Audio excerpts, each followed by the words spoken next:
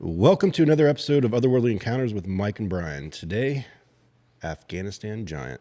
Love it.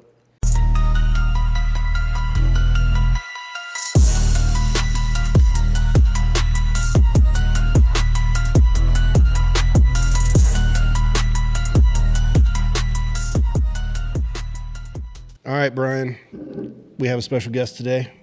We got Adam back. Adam was here probably episode 3, 4, maybe, like really early on. Yeah. I just looked at the number and I already forget, but I want to say it was like 5. Yeah, it was really early on. It's been a while. But, Adam is here. He's going to talk, we're going to discuss the Afghanistan Giant, also referred to as the Kandahar Giant. Good thing is, like, with Adam, he was in Afghanistan in 2011, 2012. Were you a lieutenant back then? I was a platoon leader. There we go. So he was infantry. But what are our weapons of choice today? I have got a Rheingeist Cincy Light Right on. in the Otherworldly Encounters koozie. Awesome. And looks like Adam and I, we're just going to go kick it old school with the old garage beer. Garage beer. Can't go wrong. No. Adam, you want to kind of give us a little overview real quick of what we're going to be discussing, and then we'll just kind of kick it off? Yeah, absolutely. So thank you again for having me on. Always good to kind of come back. I know that we've seen each other a few times since the last time that I was here, but it's good to be able to make the connection and get back on the show. So essentially there is a story that has been circulating probably the last 15 to 18 years. And it has to do with some anomalous things that might have occurred after the U.S.'s invasion of Afghanistan in 2001. Just to kind of give some context to those that may not know. So September 11th, 2001 occurred. Mastermind Osama bin Laden was basically hiding in the mountainous areas of eastern Afghanistan. And the Taliban basically lived by a certain number of codes that basically state that if you come into their country and need to seek refuge, that they are kind of honor bound to uphold those certain codes that they have in their society. So that was kind of the point that Osama bin Laden was hiding in Afghanistan and being kind of taken in by the Taliban and was able to be provided safe refuge. So that occurs. So October, I believe it was mid-October, October 19th, 2001, Operation Anaconda. The United States military invades Afghanistan, and basically their mission is to kind of ferret out Osama bin Laden and kind of his in the cell that the Taliban is holding on to. With that being said, the mountainous terrain, how ancient the society is in Afghanistan, the number of years that the Afghan society was able to kind of flourish after the Soviet invasion of the 1980s.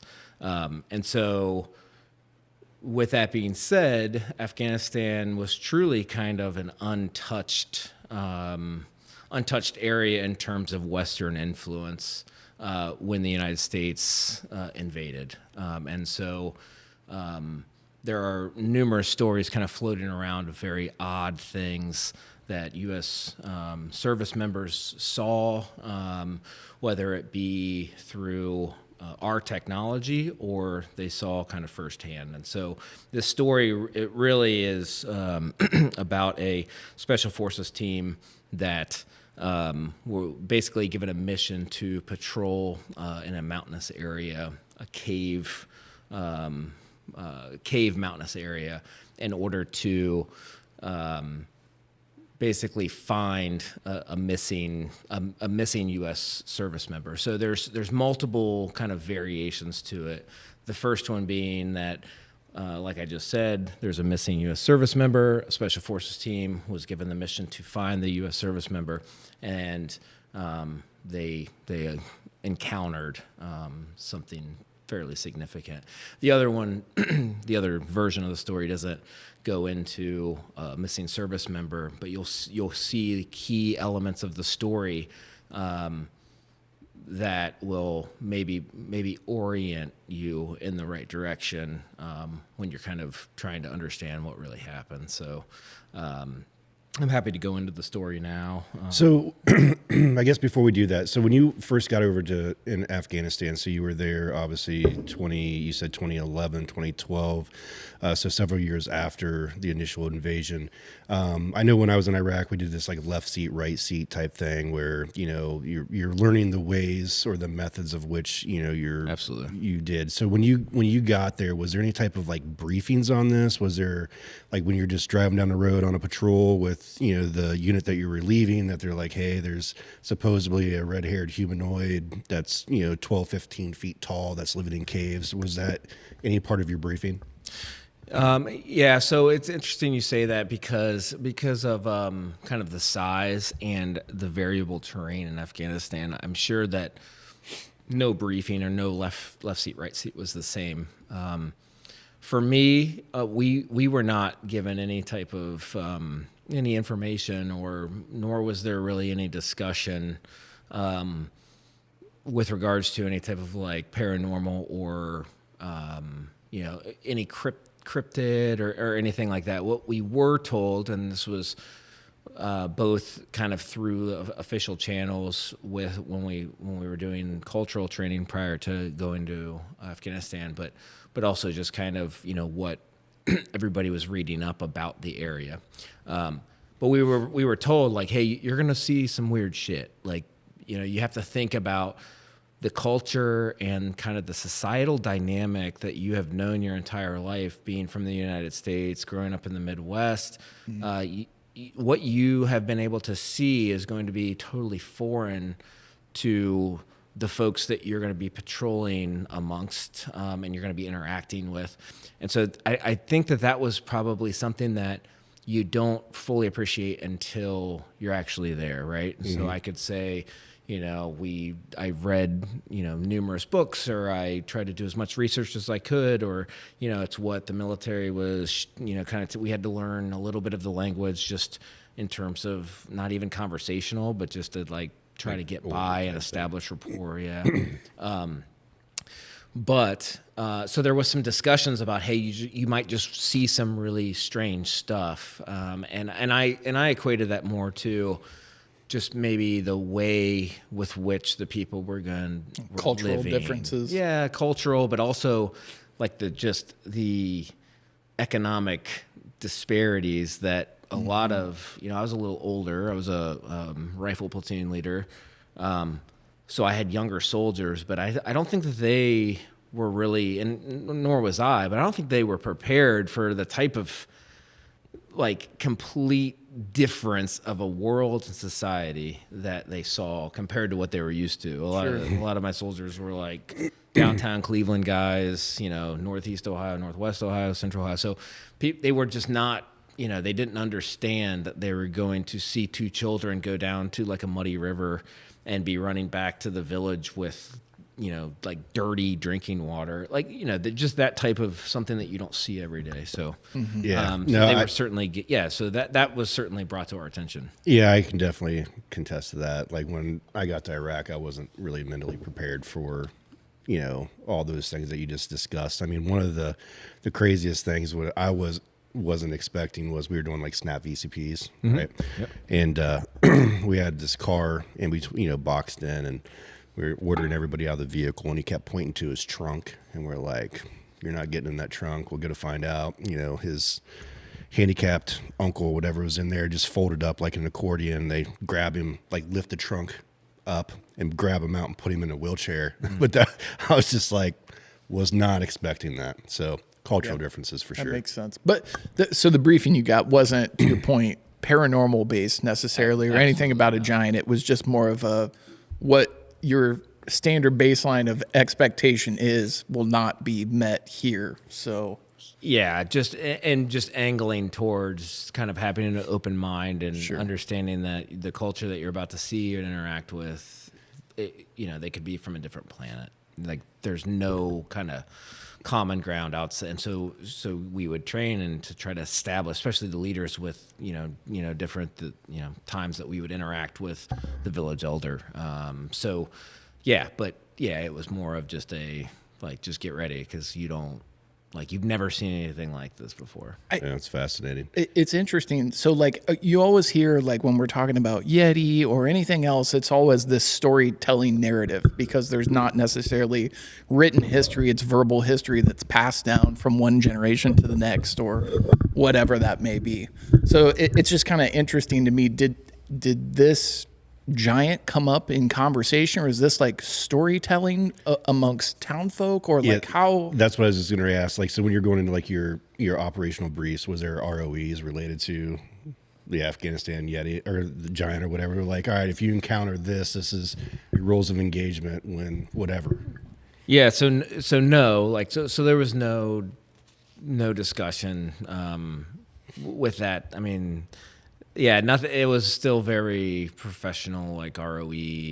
This is, here's the BOLA list, which a white Toyota Hilux or a motorcycle. Which, for those of you that are not into Western Afghanistan, yes, they're all over. It's 80% of the vehicles on the road. So yeah, but yeah, no, there was no. So really, the story that I'll tell, it really came about after. After I got home, but I think that equates to kind of the technology explosion with media sharing platforms and capabilities. So to think 2010, 2011, we're still. I mean, we're advanced in terms of, or not advanced, but we have a lot of the things that we have today, but they just weren't as mature. Mm. And so, the platforms, if you think YouTube in 2010 or 11, it's very, very different now, right? So, Fair. So we didn't have a lot of the same access to the information that we might be able to see today. Got it. So going into the Afghanistan giant, so the lore behind it, regardless of where it started, the giant allegedly attacked soldiers, killing one with it was potentially a spear, and then there was this fierce gun battle that ensued, and then we collected it, right? Do you want to just kind of get into some details with all that and just so I will I'll basically I'll tell the story, the version that I probably think is the most probable, and then I'll highlight kind of where different stories kind of branch off. But essentially, and we don't know what month, but in 2002, which we could probably say it was in the late spring or early summer, all the way through probably October. So it could have happened in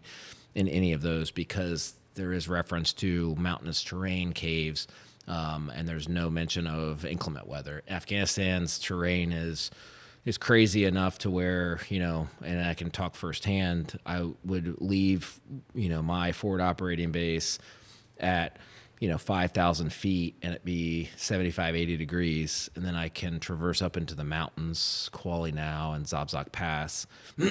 And once we hit altitude at, 7,000 feet, my gunner has to put his wet weather gear on because it's sleeting and snowing, and so it's a very dynamic environment, and so we can kind of draw out some of the details of the stories to place it in a specific month. But 2002, there are reports of either a special forces team and or an individual that has gone missing, and there is another special forces team that is then dispatched and given the mission of patrolling the area where he's last seen, see if you can make contact with him. We don't know what the environment is up there. We don't know if there's hostile intent, imminent danger.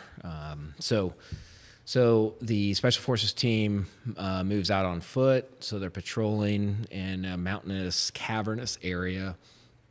And they're walking up a goat trail and they see the entrance to a cave. And so they kind of halt.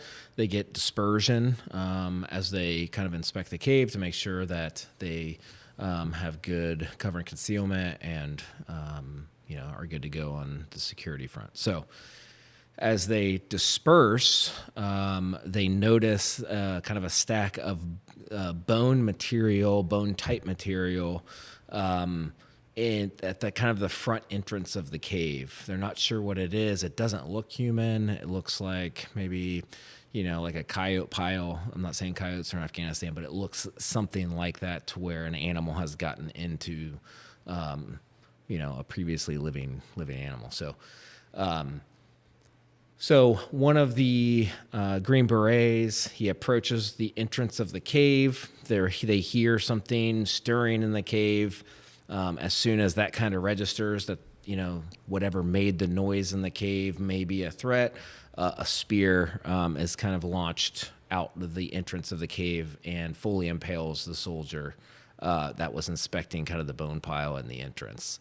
Damn. As soon as this happens, and we'll talk about the spear and give you a better kind of mental picture of it. But as soon as this happens, the Green Berets, they look at each other. They're kind of in disbelief. As soon as this occurs, a 12 to 15 foot humanoid giant basically comes out of the entrance of the cave. He has very pale skin. He basically looks like one of the Nordic giants, or a giant that you would almost like a biblical giant. So the Nephilim is kind of the reference there to the old Hebrew Old Testament. So there's the Nephilim. They lived previous to the flood, and then also after the flood in remote areas where they would have to go during the flood, right? So before we move forward, so we're talking the spears being obviously thrown from the cave into Spec Ops, Green Beret. I'm assuming they're wearing full combat SAPI plates. Now, where on the body did the spear hit? Did it go through the SAPI plate, through the chest, or was it like somewhere other than, you know what I mean? Like 100%. So, and this is kind of what I was getting to with kind of picturing the giant. So they said that the spear was commensurate with the giant, with the size that a giant that size would operate with. So it's easy to think, there's a little kid bow and arrow and there's a grown man bow and arrow. It was the spear was the size commensurate with what a giant would hunt with or defend itself with. like a fucking tree. Exactly. Yeah, you think of a Roman spear, you're probably still like 8 feet long. So they're huge. Because originally I was thinking like a broomstick spear type thing, right? But then when you're saying it's commensurate with the size, I'm like, well, this got to be a tree. Exactly. And so when we think about, was the soldier impaled or where did it hit him, you have to think more of the size of the spear and where it hit him. Now they, in different illustrations and kind of depictions, they have it hitting him like center mass low, like right in the stomach. I guess it doesn't matter just because the weight and the velocity and power that thing was thrown at. I could easily imagine that a SAPI or a vest or whatever, that blunt force trauma basically handling whatever kind of protective things they had. So even without impaling, to your point, probably just the blunt force itself would be enough to. Yeah. So. Yeah, so right after this occurs, the giant emerges, red hair, very, very bright dye. It almost looks dyed, and I'll touch on that in a second. But white skin, muscular in nature, looks just like every kind of, giant living in a cave, hairy, whatever. As soon as the shock and disbelief kind of come back off of the minds of the fellow Green Berets after they just saw one of their teammates taken out with a spear, they open up. They lose their shit and open up. I probably shouldn't say lose their shit because it's pretty much everything. It's what everybody would do. But we're talking 5.56 M4s. They probably had a Mark 48, which is a belt-fed machine gun. Think of like a 7.62, and they light this thing up. And they said that it was a 30-second sustained gunfight, one-way gunfight, as this thing just ate all of these bullets. And if we're talking belt-fed 7.62 machine gun Probably rounds, 2 or 3 rounds, and just eating it. And he finally succumbed to those injuries. God, think about that, man. Like, how many rounds do you think were fired? I mean, if 30 seconds in that type of environment, I will tell you right now, and I know this is going to go on YouTube and people are going to talk shit, but I bet you in 30 seconds I could probably shoot. I mean, if you're on fully auto, right? Well, and that's another thing. If you're like belt fed or whatever, but I'm talking about like an M4 with magazine changes in 30 seconds. I probably could get through 90 to 120 per person. What do you think? 3 magazine changes in 30 seconds. We'll say you're on burst. And you're just sending them, and you're right? just going. You're weapons them. Free. All right, so you're fully auto and you're just sending them down range. I mean, mags, 30-round mags. Mag changes are going to be the biggest dynamic factor. I mean, that's 30, 60. I mean, you can go. I mean, if you get through three mags, that's 90 rounds right there, right? Right. So, and if it's 30 seconds and you're fully, I mean, you're going. At least. Moving. And that's if you're not throwing frags, if you don't have a 203 on your rifle. You know what I mean? Like, there's a lot of variables, but goddamn, that's a lot of fucking rounds. Because, like most firefights, that I was in when I was in Iraq, they lasted a while, but it wasn't like sustained. The sustainability of it. It was just, if we say 30 seconds that initial, sustained, that's especially give me a belt fed machine gun. I'll tell you, the biggest thing is going to be barrel changes because I'm going hard. But hard in the paint right there. Yeah.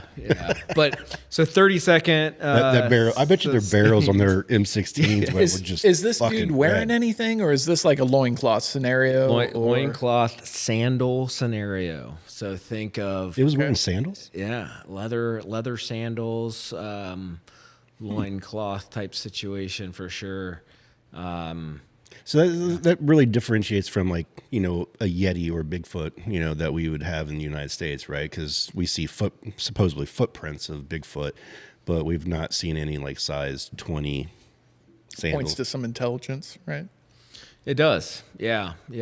And I think that's why I kind of reference the Nephilim a little bit in terms of, the type of creature that was reportedly seen. Talk about that a little bit, because that's not something we've ever covered on this podcast, and it's worth a little bit of background just for our viewers, listeners. Yeah. So, and again, certainly not the subject matter expert on it, but it was kind of a race of people that occupied the earth pre and post the Great Flood, essentially. So Christians, we see that as kind of the Moses, but there's been kind of documented history around the world that there was a flood that existed. So it's in every culture. So when I reference that a race of people that was before and after the flood, that's what I'm referring to. Mm-hmm. But yeah, so just a lot of the historical context, especially in the Hebrew Bible, when it comes to Nephilim, and just, kind of what I'd have to do a little bit more research on, kind of their interaction, and then what their ultimate goal maybe was as like a race of people. But I think that, Afghanistan being as ancient as it is, and being the terrain as complex as it is, it's kind of a natural, logical space for hideout, something to move to during tumultuous times on Earth. So, yeah. But before we move forward, if you're watching this on YouTube, like and subscribe, share with your friends. We're also on Instagram. We're also on Facebook. Where we post. I don't know. On Instagram, we typically post weekly, I'd say. Yeah. But so moving forward, so we've got, can you go back to, so the firefight started, right, ensued, and they're just putting rounds downrange for 30 seconds.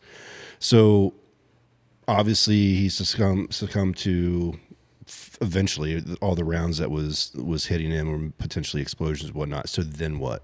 Yeah. So then they moved, and the special forces obviously are very good at, kind of their SOPs and immediate action drills. And so they immediately set a perimeter.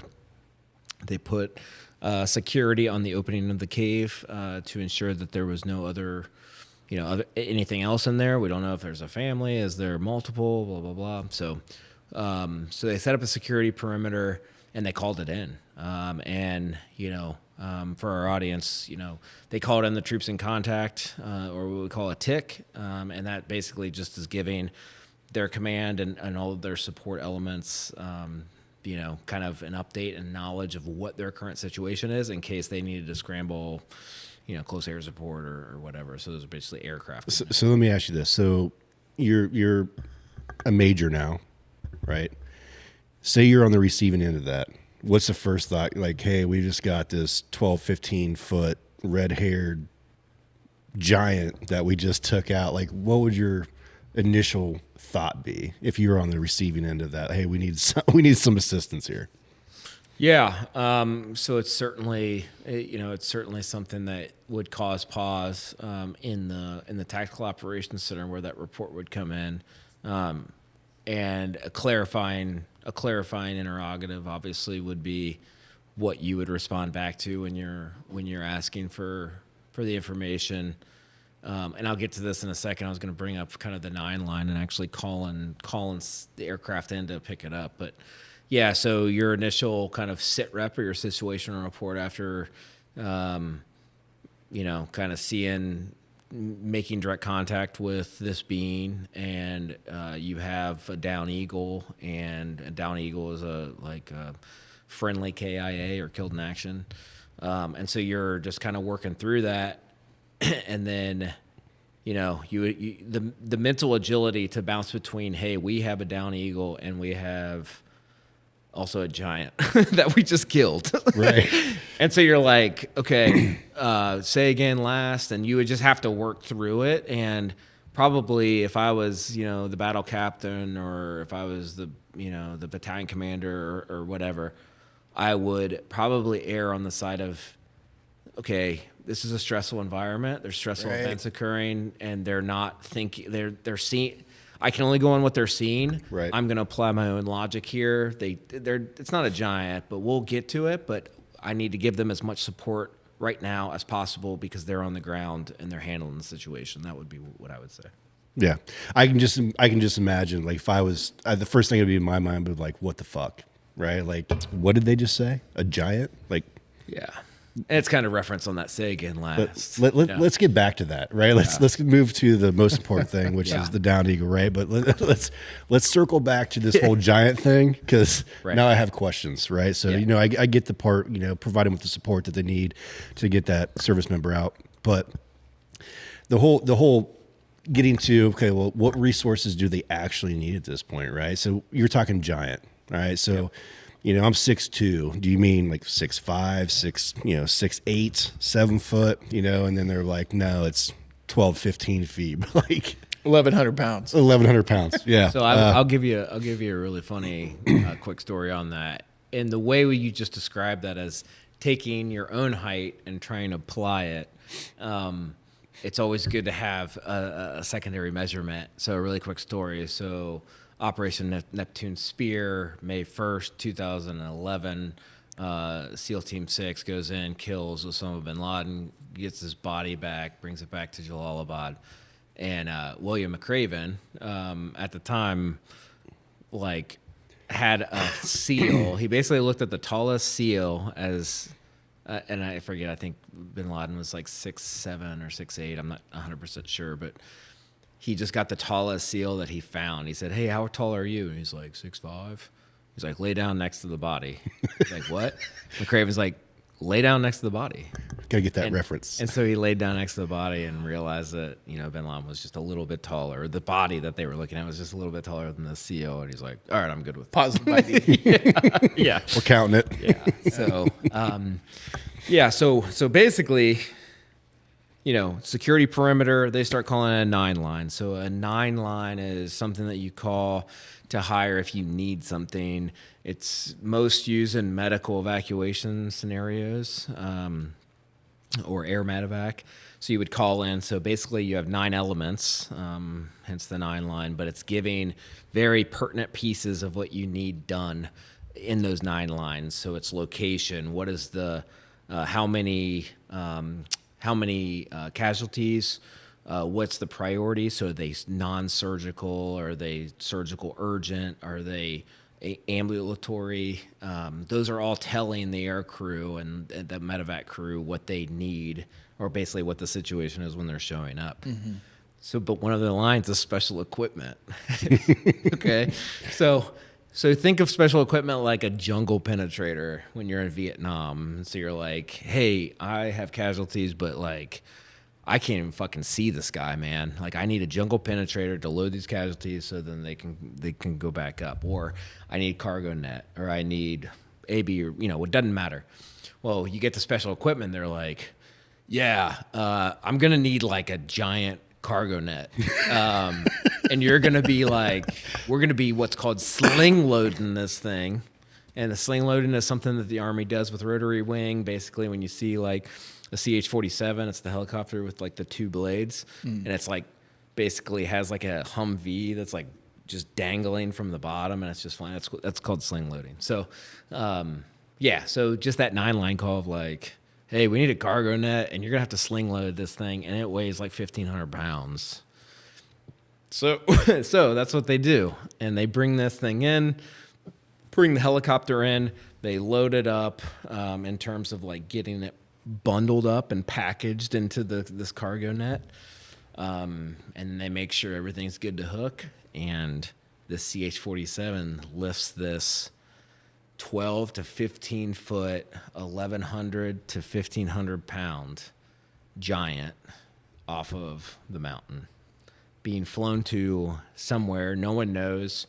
This original story came from one of the guys on the ground, one of the members of the Special Forces team that handled this. And so it flies to an unknown Air Force base. And that's when the second round of stories about this come about, which is interesting. Okay. So, not to kind of backtrack. All right. So, I'm not making light of the soldier who got killed, but what a badass way allegedly. to die. What a badass way to go out, right? Think about that shit, right? He's going to Valhalla for sure. Yeah, like I mean, that's just fucking the way it killed is. by a spear from a fucking giant. Like we talk, all right. So those that are in the military is obviously combat. We kind of have a sick and twisted mind, right? But like, I would want my buddies to tell that story. Yeah. Like Mike went out by a fucking spear. Fucking speared. Mike went out. He caught giant. Instead of caught a fucking dart in the neck, he caught a fucking spear in the stomach, man. Yeah, I want that story to be told. Yeah, That's pretty wild. yeah. Okay. So you pick this. So it gets picked up. It gets transported to a base, and that's the end of things. Or Well, is it? no. So there's a second round of stories coming out about basically the beginning of loading this onto an Air Force aircraft, and one of the crew chief or one of the pilots or the navigator or one of the folks on the air crew that transported this by fixed wing aircraft. So if you go back, it was flown out in a cargo net, basically. By a helicopter. It was To a base with a runway of some sort. yeah, exactly. obviously, And so or a then it could be C-130 or transported by a something. fixed wing aircraft. So the second story regarding this is where an Air Force air crew basically came forward, and he said that that he was on the aircraft that flew it to a base in Ohio called Wright-Patterson Air Force Base. Heart of it all. Everything brother. ends up there. Heart of it all. So, but basically what he was saying was he did not get a good look on it. It was bagged up at this point. There was tarps over it. But what he could see was he could see the hands and the feet. And I believe the hands had 6 digits. the feet had. I can't remember what the feet had, but I know that they were like they said that they were 25 inches long. The feet? The feet were 25 inches long, and that there were 6 fingers on the hands.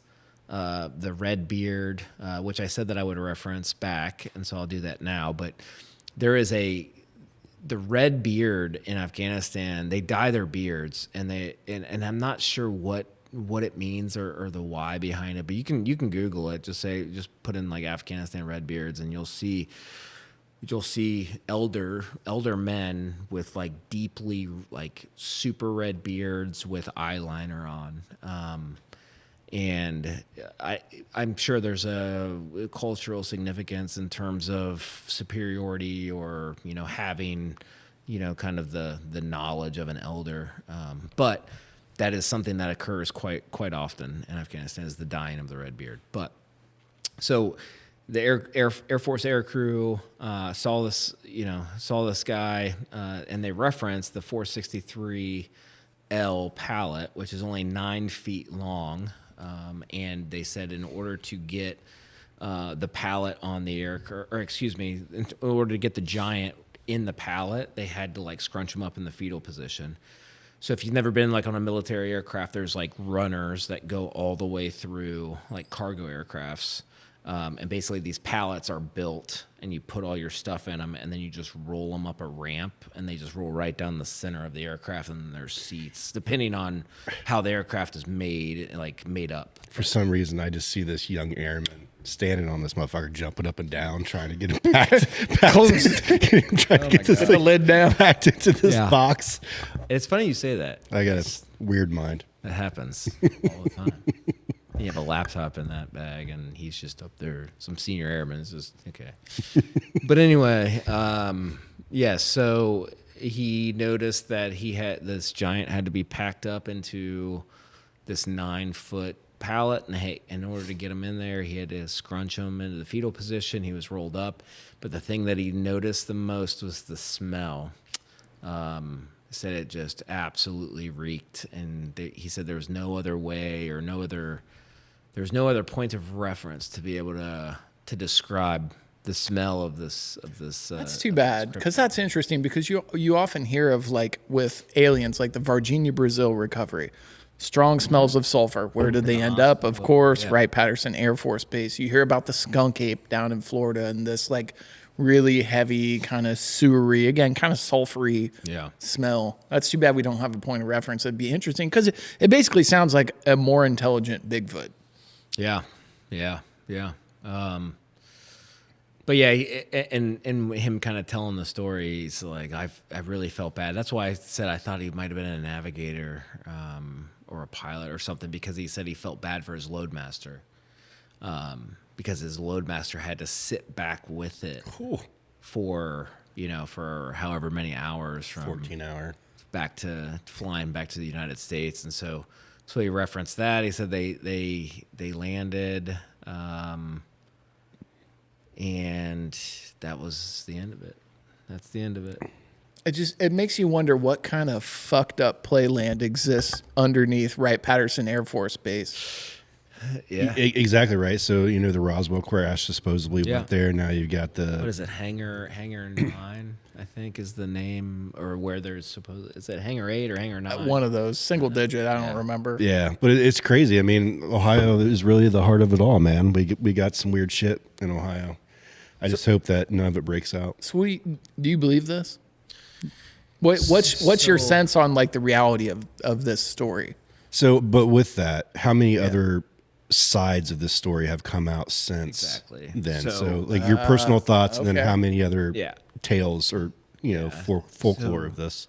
So that kind of wrapped up. That kind of puts a bow on that story. However, there are, and I'll go back and I'll frame it like this. So when I was saying that, before I went to Afghanistan, they would tell us like about cultural things and kind of got us ready for that.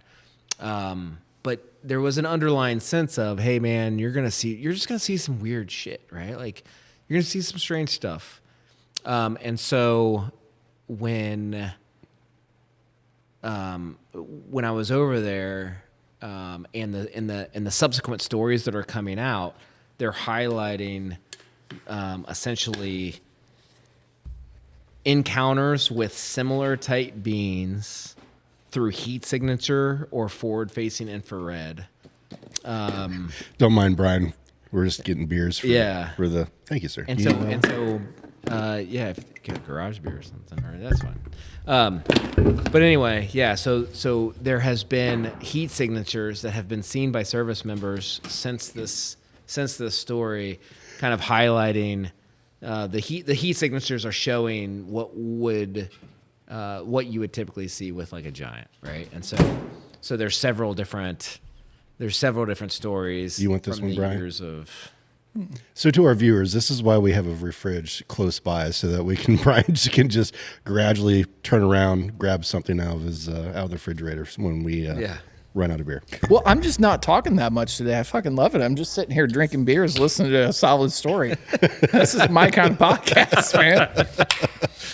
I get it. All right, sorry, I'm not. No, yeah. So just in the years after, and especially as the military's technology got better, for good reason, because they were dumping a lot of money in research and development for the military that they were now fighting two fronts on, right? So you had Iraq invasion in 2003, then you were still going in Afghanistan, and those two wars would kind of teeter-totter a bit in terms of the amount of resources and R&D that was going into how we had to fight, right? And so for Afghanistan, we got extended optics, we got longer shooting rifles. We were able to kind of dump a lot of our research and technology into winning that war, essentially. And the same thing can be said for Iraq. Like, a lot of the resources were dumped into defeating EFPs and cellular device-oriented or originating IEDs. Right.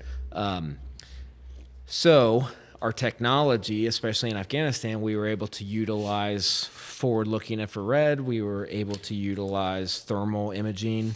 We were able to utilize a lot of the different technologies that are on aircraft.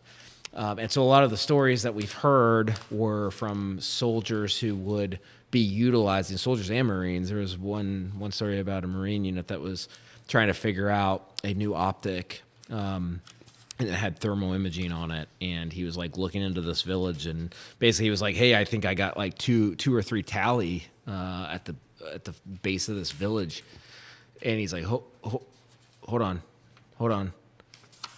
And what he was looking at was the three Taliban that he thought that he was looking at stood up, and it was one person. Oh, shit. And so he was standing, the person was standing, 12, 15 feet tall.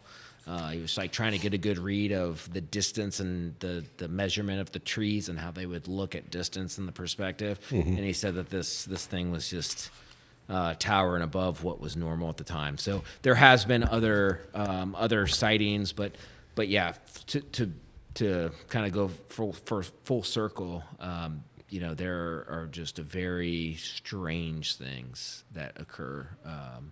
And the thing about this one too, though, obviously none of us have access to Right Pat, and if something was actually sent there, who actually knows? So we always talk about tangible evidence, right?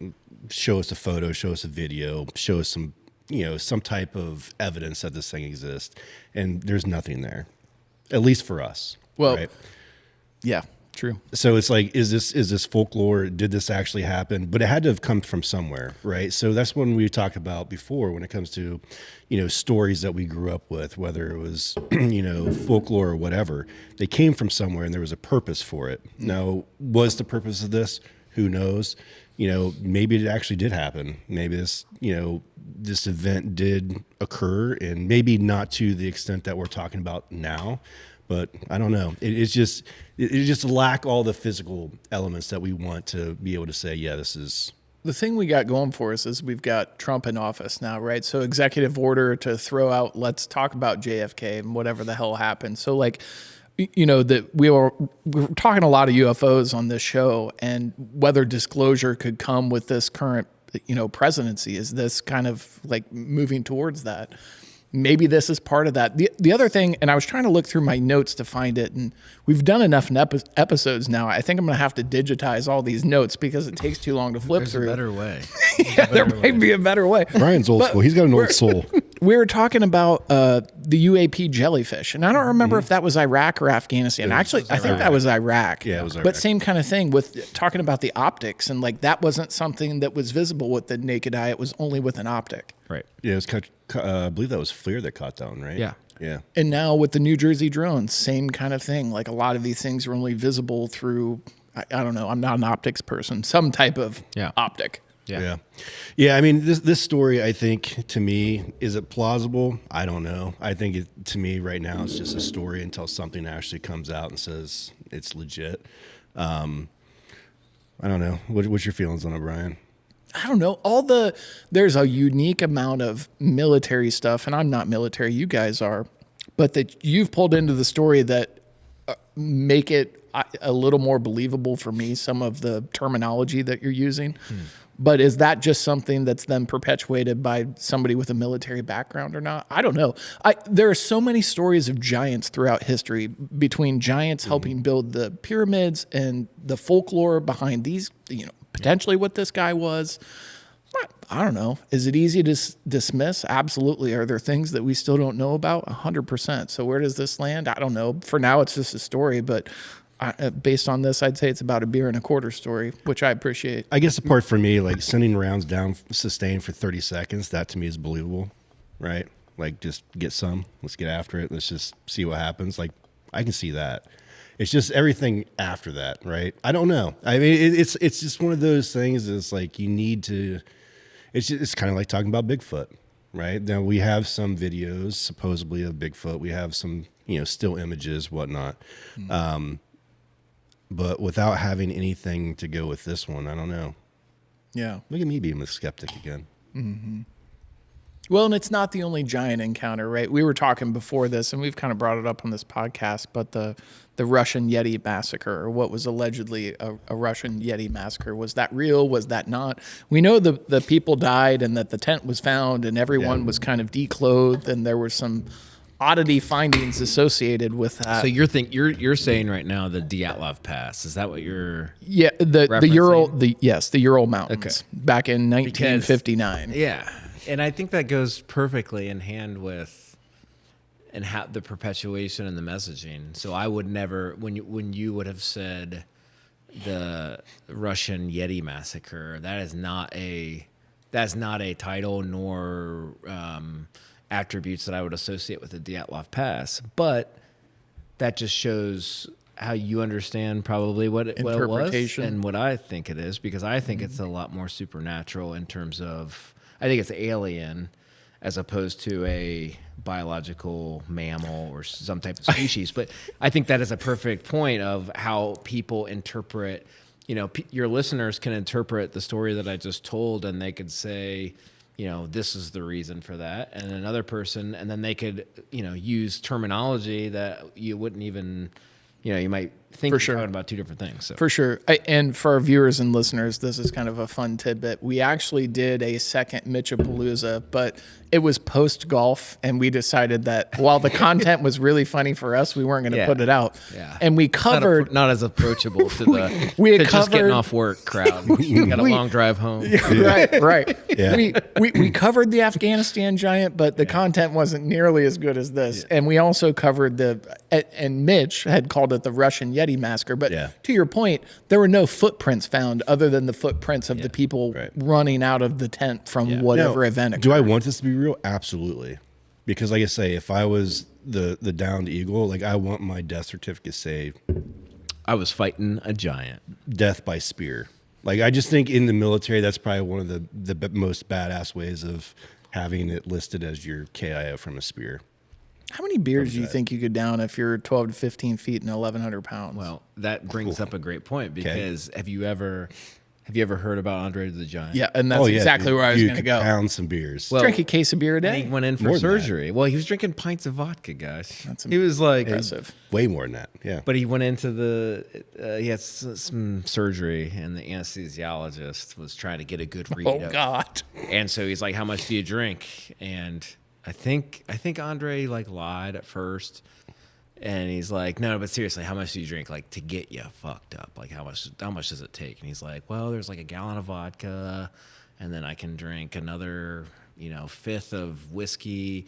I mean, just the sheer amount because the size of this guy. But luckily, like that's good that he was able to kind of give the information to the anesthesiologist. Well, and what? Andre was 700 pounds, 500 pounds? Like, I remember he was enormous, but I just remember the photos showing him holding a beer and you couldn't even see the beer in his hand. Yeah, it was just, it was like a golf ball. But, from what I've read, the dude could drink. And I think he was over in, I want to say Europe somewhere, and he was at a pub, and he was just putting him back. Yeah. Yeah, like all day, not just acting normal. Yeah. I don't know. No, but seriously, I think it's a cool story. I'd like it to be real. I'd like to somewhere be something released from Right Pat that, says, hey, we've like put him on display. Like they, found a taxidermist and just got the head. Maybe they brought him back to life and they're doing like a subterranean MMA, aliens versus giants. You think? I don't know. I hope so. It'd be pretty badass. Yeah. I don't even know where to go with that. I only bring that. I saw Medieval Night MMA for the first time. I didn't even know that was a thing. People dress up in night gear and then fight it out. Yeah. You didn't know that? No. Yeah, I've watched that. Yeah. Anywho. Have you ever? Yeah, anywho. Yeah, we'll move on. That's not going to go anywhere good. But anywho. So I will say, I'll touch on one last thing, and you brought it up a little bit with the disclosure executive orders. So I'm a big fan of disclosure in certain aspects. There's one thing that I think would cause significant problems within our society, culture, and our country. And it is something that I would be afraid of what would happen if it was released. Now, I'm all on board with JFK, all on board with the MLK assassination, but I will tell you, if information comes out and it is disclosed that the moon landing was not real, Oh, it's fake. I think that there will be such a societal schism within the United States because of the national pride associated with the moon landing. Yeah, we beat the Russians there. Oh yeah. I think that's going to be a real issue, and I think that's probably something that won't come out because of that reason. It's kind of like the atomic bomb video that you see, right? Now, obviously, we did drop one, so that was real. But like, if you watch the video, right, of like the old black and white type video, it shows like the house, and then it shows the house going away. But if you watch it, there's the house, and there's no truck parked behind it. And then you see the blast come through, but then there's this truck behind it.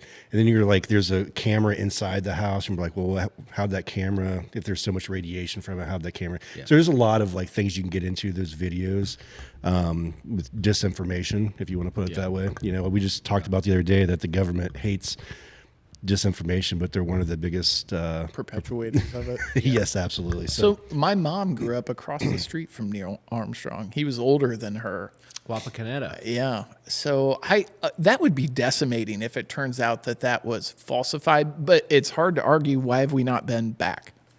It is. Yeah. And there's like, how do they get the camera out there to watch him when he's like, one step for, whatever, right? Like, where'd that camera come from? Someone had to step out there and put that camera. At that point, we didn't have. There's radiation concerns and a lot of different. That's why I'm like, a lot of different things. I don't know. It was like that meme, that video or whatever I sent you the other day. It was like no PPE for the astronauts, right? They're on the moon, but they all have their helmets and stuff off, and they all pose for a photo. Remember that when I sent you? Yeah. No helmet Tuesday or some shit. Mike and I were just covering, I think on the last episode or maybe the one before, talking about like different forms of disclosure. And to your point, like what would cause outfall? And it was like, well, from a religious perspective, that would be huge. If 0 point energy is real and we could get free energy, think of the fallout from economically. Yeah. Just world economics. Yeah. Massive. And I think the disinformation campaigns are misunderstood by a lot of Americans.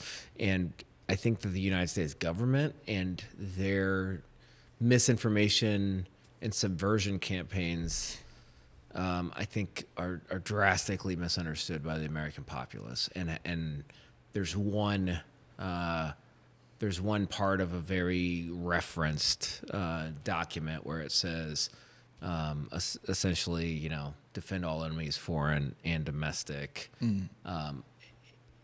And there's the end of one of the sentences that says, and its interests. And its interests, right? So, when we talk about the United States interests on things. So if you're going after Greenland, we will fuck you up. We talk about the Panama Canal, and we talk about the Hawaiian Islands, and we talk about the West. There's all kinds of historical documents, letters saying we have all of these people coming onto our land, and we don't understand why they just don't go back to where they came from. Now, someone listening to that would say that has to be an American right now, and the immigration policies of the United States, and we have all of this illegal immigration. Those letters are actually written by Mexicans who are living in New Mexico and California. That was their land, and they didn't understand why all these white people were coming into their area, and why don't they just go back to where they came from? So it's all about the kind of the historical context and how we look at it. But to bring it around, the United States is going to do what it needs to do for its sustainability and its interests. And so if the United States public doesn't understand that there's misinformation and subversion campaigns that are proactively done by the United States government in order to shape narratives and messages around the world, then they need to probably take another look, because that is 100% occurring, and you're going to see. And a lot of it too is with the disclosures. And I think a lot of the reason that there's misrepresentation of certain things is for the general public, right? It's one, we don't want our adversaries to know what we know, right? I mean, that's a huge reason why some of this stuff, I think, that we talk about is potentially made by Skunk Works or whoever. It's such a gray zone, though, right? Like, and I get what you're saying. If we've captured craft and we are reverse engineering it to put it into next gen fighters or whatever, totally get the lack of disclosure. But is that something where you would still subvert information that we're, the big three questions, right? We're not alone. Like, tell us that we're not alone. You don't have to tell us that you have the craft, but say that with certainty we know we're not alone. Yeah, but what would That'd that be do? huge. What would you do that to the populace? It would kill the religion piece, or at least it would certainly affect it. Although in the conversation with Judd, if you remember back, we asked him that question. He thought it would actually help. Yeah. Well, he even said that you'd be basically naive to think that, God being the creator of all would only create one species of whatever. Right. So, and that's the way, I look at it, granted, before we started this podcast, I was like, nah, humans, that's it. There's no such thing as aliens, whatever. But as we've been going through this, over the last year and some, me personally, I think you'd be naive, like Judge said, to think that we were the only living thing within the galaxy. It's just too vast. It's just too big to think that we're the only ones. You've come so far since episode one. I've grown up, bud. I've grown up. We can tell. Bob Lazar did it for you. I know. Bob Lazar was I look at Bob Lazar, right? When we first did that episode and, all the shit that he was talking about, and I'm just like, yeah, whatever. But as we've continued down this path for the last year and a half, whatever, we're now into season 2, a lot of the things that he talked about have come to fruition, right? Like the element 115, propulsion systems, the way that, the antimatter, gravity, whatever, like it's all legit. And that was from what, the late 80s, early 90s or whatever that was.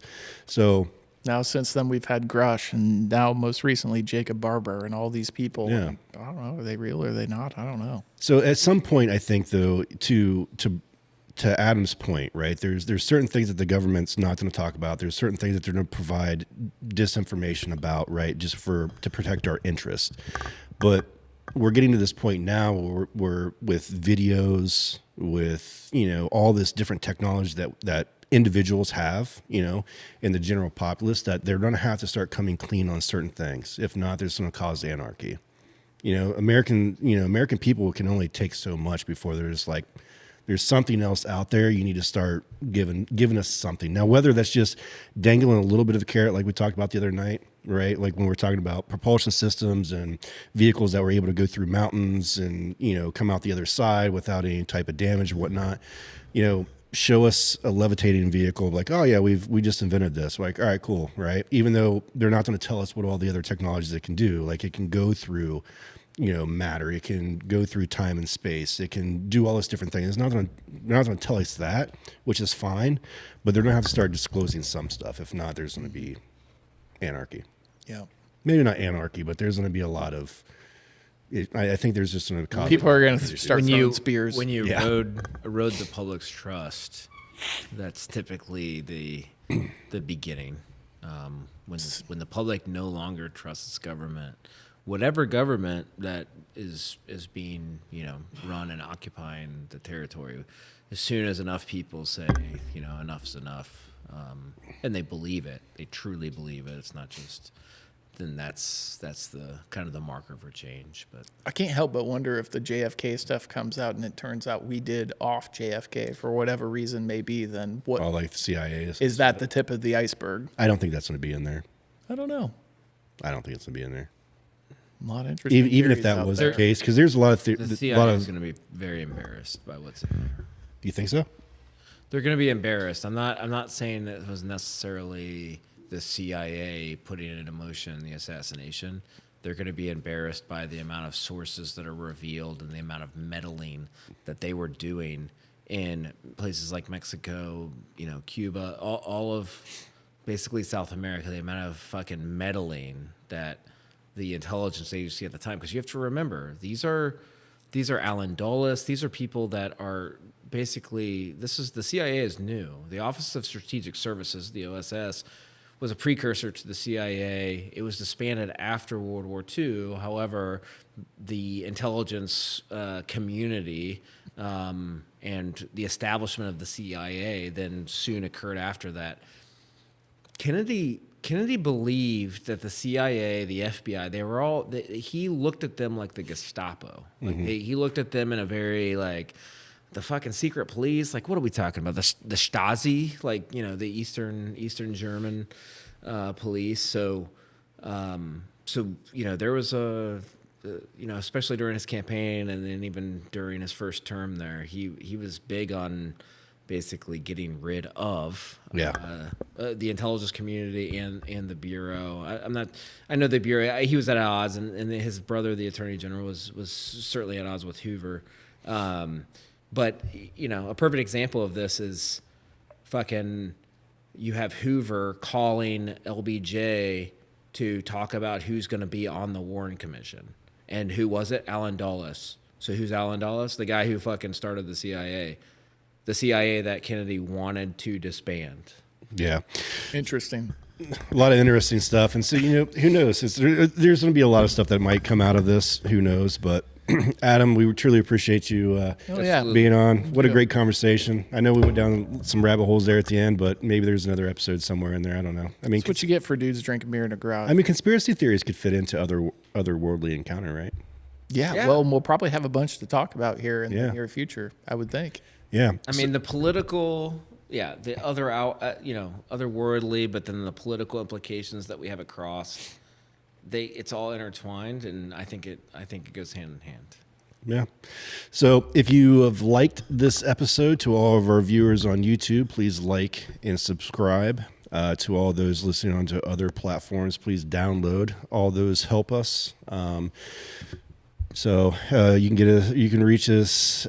See what our Facebook is: Otherworldly Encounters 2024. Right. Email Otherworldly Encounters 2024 at Gmail. Instagram Otherworldly Encounters. Same for Facebook. We want to hear your comments. We want to hear your stories. We want to hear your questions. We're always looking for content. There's a lot of shit going on in the news. So if there's something of interest, let us know. We're always reaching out to people to try to bring in new people. Adam, appreciate you coming on today to talk about the Afghan Giant. Yeah. So Yeah. Until the next time, keep your mind open and your eyes on the sky. You never know what's going to fly by. And with that, we'll catch you on the next one.